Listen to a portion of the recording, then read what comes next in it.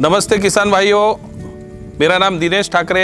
आज हम आपको ले आए हैं महाराष्ट्र के नागपुर डिस्ट्रिक्ट के काटोल गांव में, जहां पे हमारा कृषि मित्र फार्म करके है। आपको पूरा दिखाएंगे। इसमें हमने संतरा, चिक्कू, सैंडलवुड एंड मरबाल नीम सब कुछ हमने लगाया है। ये हमारा पुरखों की खेती है, उसको काफ़ी हमने डेवलप किया। और भगवान जी कृष्ण भगवान का मंदिर यहाँ पे गए साल से हमने स्थापन करके उनकी मूर्तियाँ स्थापित की है। और आज हम आपको ये पूरी की पूरी जानकारी इस खेती के बारे में, संतरे के बारे में, क्या क्या इसमें यूज़ किया, कैसे क्या किया, एक नया किस्म का बेड सिस्टम की खेती आपको दिखाएंगे। तो चलिए हमारे साथ कृषि मित्र फार्म काटोल।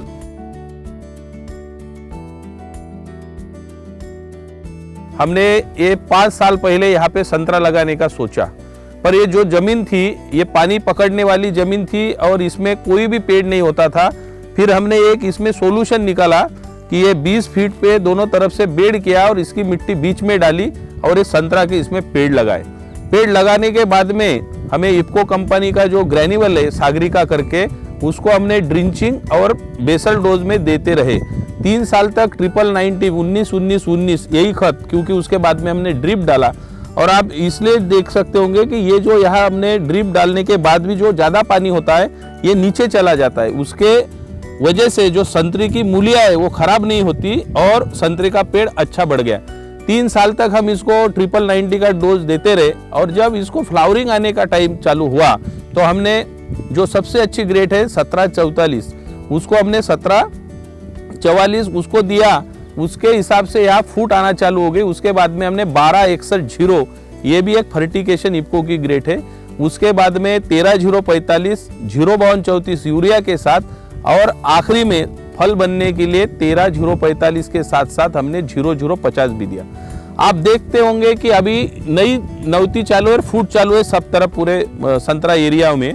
तो अभी जो नैनो यूरिया आया, इस नैनो यूरिया का इस्तेमाल हमने 1261 के साथ और 052 के साथ किया थे। नैनो यूरिया से नवती अच्छी निकल रही और फूट जो है एकदम बढ़िया निकली और उसका फायदा हुआ। मेरा कहना रहेगा किसान भाइयों से कि आप उसी को उसमें ये नैनो यूरिया का यूज किया। तो आपको एक नया और यहाँ दिखाते, संतरा की खेती तो आपने हर जगह देखी होंगी। ये बेड, पानी और जो फंगस पकड़ता है, तो ये पानी बाहर निकलने के बाद यहाँ फंगस नहीं पकड़ता।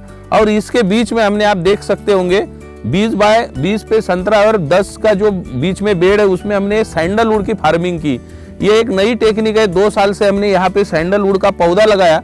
किसी को नहीं लगता था कि इस छाव में सैंडलवुड का पौधा बढ़ेगा, परंतु ये सागरिका के डोज, फर्टिकेशन के शेड्यूल, ये पैरासाइट प्लांट है। ये दूसरे प्लांट का एक्सट्रैक्ट करके परजीवी वृक्ष इसको बोलते हैं। तो आप देख सकते होंगे ज्यादातर के आप जितने भी सैंडलवुड के पेड़ देखोगे, इतनी ग्रोथ और इतनी हाइट 5 या 8 साल में आती है।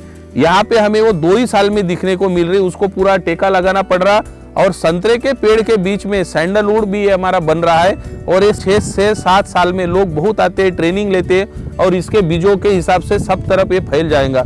जो बीच में जगह खाली थी, आपने मरबाल नीम का नाम सुने होंगे, तो ये मरबाल नीम के पेड़ बीच में लगाए हैं, उसको मिलिया डुबिया कहते हैं।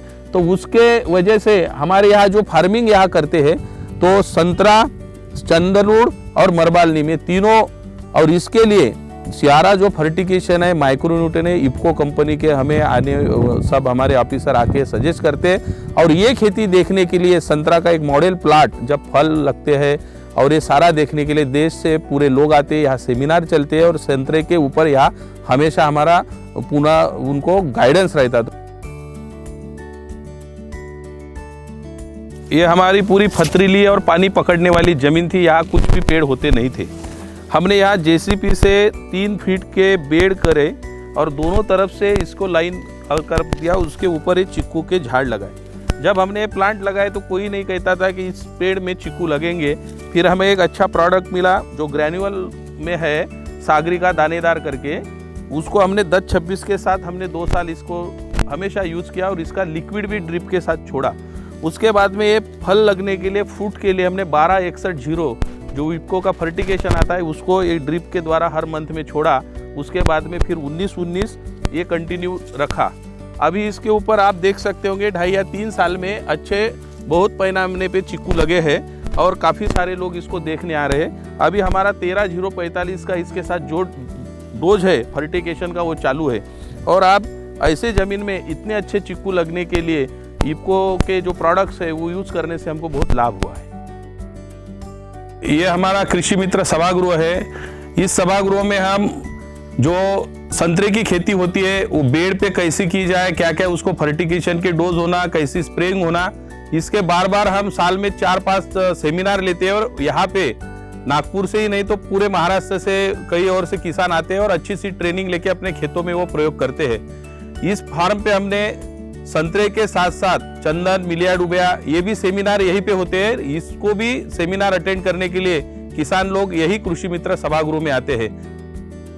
हम खेती के साथ साथ भारत सरकार और महाराष्ट्र सरकार कृषि एग्रो टूरिज्म को बहुत बढ़ावा दे रही है।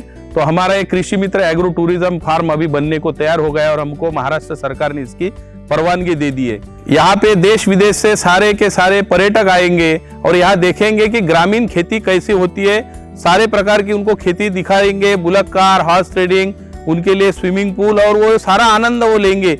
ये एक नया स्रोत तक किसानों के लिए आया है उसकी आमदनी बढ़ाने के लिए कि खेती के साथ साथ अगर आपके फार्म पे कृषि मित्र एग्रो टूरिज्म सर का एग्रो टूरिज्म होता है तो आपकी आमदनी की स्रोत बढ़ेंगी और पर्यटकों को उससे आनंद आएगा। हमने फार्मर के साथ साथ जब काम शुरू किया सेवा संस्था से, तो मैं एपीएमसी का आज चेयरमैन भी हूं।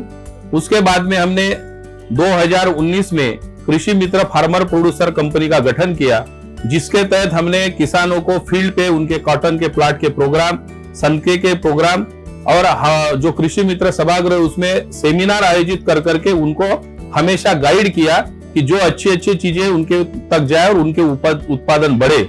आज कृषि मित्र फार्मर प्रोड्यूसर कंपनी के कम से कम 1000 किसान हमारे साथ जुड़े हैं और हमारा मानना यह है कि फार्मर प्रोड्यूसर कंपनी के साथ लोग जुड़े होने से किसानों का आमदनी भी दुप्पट होंगी, उनको फायदा होगा। ये सारा काम हम गए 3 साल से कर रहे हैं। धन्यवाद।